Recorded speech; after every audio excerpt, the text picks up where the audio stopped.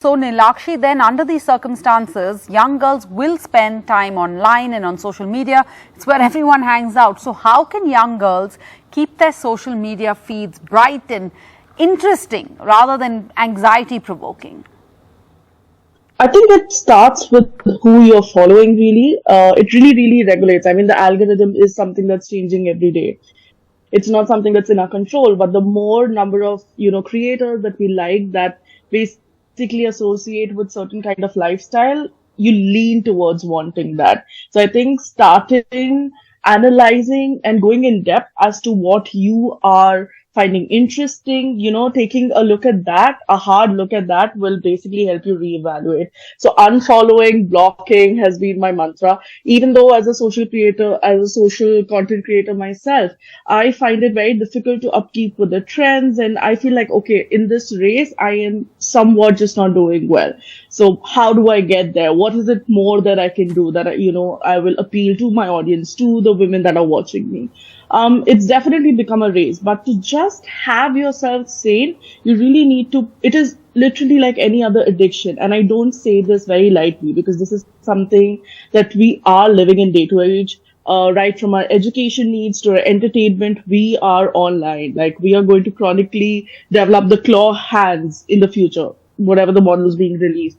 But yeah, just to look even at our feeds, I think it's very important to regulate, like Dr. Chan mentioned, who are we, following? What are we really reaching out? There is so much to learn.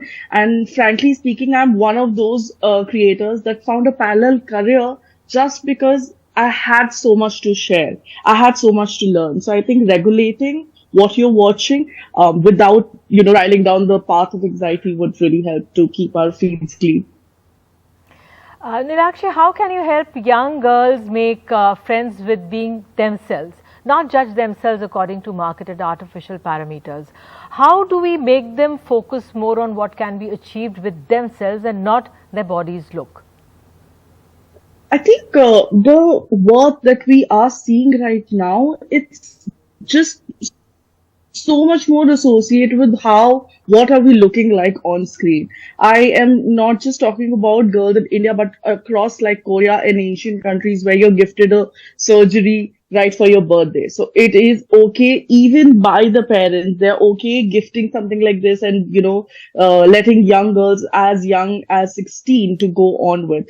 Having said that, even, the kind of conversations that we have that starts from home, I think that's a relationship that I would personally, if I could go back in age and time, I would have that conversation with my parents. Like if they they are the first stepping stone to, how I view myself. If they were the first barriers that would possibly interact and put a stop to, what the relatives have to say about your face, your body, your height, really the first comments that really falls onto you and you tend to take it really seriously, like your life depends on it, and then alter whatever you could change about your body.